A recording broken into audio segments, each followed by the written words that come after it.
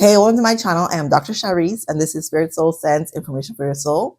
I help Black men and women heal from trauma and toxic relationships.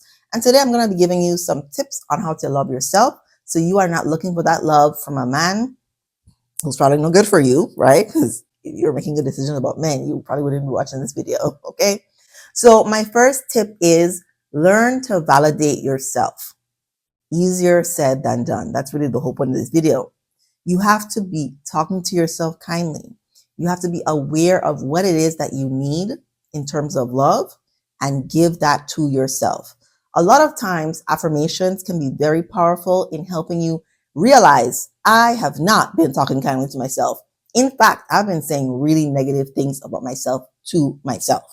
And I know you didn't teach that to yourself. You learned it from somebody, probably a parent or somebody who was supposed to be caring and loving and patient with you, and they weren't. But in adulthood, it is your responsibility to talk kindly to yourself. I have several affirmation videos here on my channel that I would love for you to check out so that you can get a sense of how you should be talking to yourself and that you should be expecting goodness from life, because you are good enough, you are worthy, and you deserve an abundant life where you are thriving. My next tip is date yourself. And because it's 2024, I just really think you should be able to create the life you want without depending on a man to do it, right? A man is not a retirement plan. A man is not your trust fund. While I do think, it's a beautiful thing when you partner with a man who's very generous and loving and has a lot of money, it is empowering for you to be able to do those things for yourself.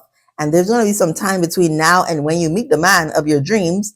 How about you create the life, the lifestyle, the energy, the feeling that you want right now? Any sort of date that you would like a man to take you on, I want you to take yourself on. Okay? I don't believe in saving the outfit, saving the trip, saving the whatever for when you retire or at this time or when I have this or when I'm this weight. I don't believe in waiting for things like that. I think now is when we have, and now is when you can plan to do some of the things that you really want to do. The same way you would be meticulous or detail oriented, patient, taking your time in prepping yourself for a date with a man is the same way I want you to primp and prime for yourself when you're taking yourself out. Now, this doesn't have to be a fancy dinner. I myself really enjoy eating, so that's what I would do. But take yourself to something that you really enjoy, whatever it is that you like. Give yourself the time, the space, the money investment to be able to do that thing at leisure. If you are uncomfortable doing things by yourself, I have another video on how to date yourself that can walk you through some of the things you can do to help make it less daunting. But it's going to be challenging if you're afraid of doing it. You start small. You work up to the point where you can go on a date where it's like your dream date, or, this time you're spending on yourself. You're really basking in the love that you are giving to yourself instead of worrying about what other people think about you. But to get there, you probably will have to do it a few times until you get comfortable and you don't care what other people are thinking or saying or doing, so that you can just enjoy the experience for yourself. My next tip is love the body you have, work for the body you want. Specifically, you are going to have to combat the negative stereotypes. You're going to have to push against the beauty standards that our society has set. They were set by a middle-aged white man, and he has a particular look that he enjoys. He is allowed to like whatever he likes. I'm just telling you, you do not have to put yourself in that box to then view yourself as beautiful. No matter what size you are, you can find beauty in who you are. I think it's very important to love your body. This is the one body you have. We can't just go and buy another body. I mean, you can go and get surgery, but the internal process is still going to need to be worked on. So look at your body. I do think it's very important to actually look in the mirror at your body and to say kind and positive things about it. Even if you don't like the way it looks, I think that's okay. We're walking a fine line here because some of this work might need to be teased out in therapy. It's okay if you don't particularly like the way your body looks. I think it's very, very important to love your body. This is the body that's taking you to school, to work. This is the body that birthed children. This is the body that is with you. You need to love it. But you can also work on nourishing it, giving it healthy foods, giving it foods that, energizes you, makes you feel good, and also exercising your body, moving your body in whatever way you enjoy. Some people really like dancing. I like running and lifting weights. moving to the action word of loving on your body. So you're going to say kind things, but then you're going to actually do things that are loving. If I drank a cup of milk, that would not be loving to my body. You know why? Because I'm allergic to milk. Why would I do that to myself?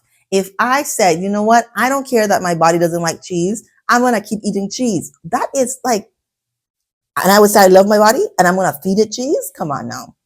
Do loving things to your body. My body loves moving. My body loves being nourished. Figure out what the diet that your body really does best on and feed yourself that. That is the act of loving the body you have and then working for the body that you would like. And then my last one is improving your standards. I have an exercise that I love to do with my clients about your values informing your standards and your standards informing what you expect from other people. Your values are often not well defined if you have low standards. Your low standards is the base minimum of what you expect from people. So some women don't expect men to pay on the first date. I think that's a low standard. If you want a man, he should pay on the first date.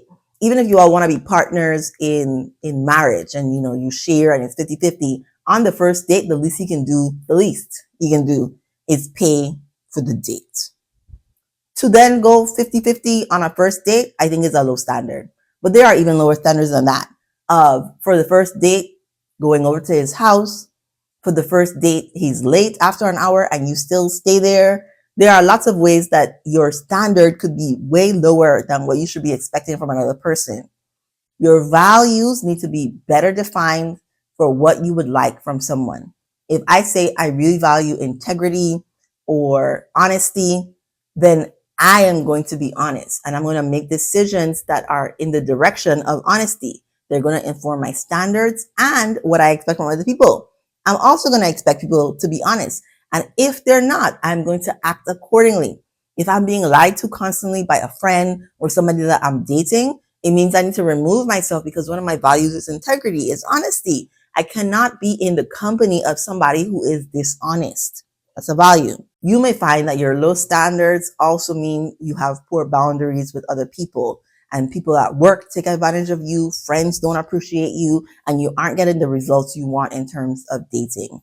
I think we need to go back to values. Go ahead and practice some of these things. Give yourself a time frame. I think 3 months is a good time frame to then check in with yourself after and see, am I practicing this well? Do I feel better about myself? Are my standards higher for what I'm expecting from other people? Make sure you give yourself grace in this process. I do think it's important to give yourself a time frame for when you're going to practice and improve versus I should already have this because I learned about this last week. The spiritual journey, the healing journey is a long-term thing. It's never quite done, but you do get to a point where you can really enjoy your life. Give yourself some time to practice these things before you say it's not working, okay? If you enjoyed this video, please give it a like, subscribe to my channel for more videos like this. I already have a bunch of videos like this on my channel, so go check those out. And thank you for watching.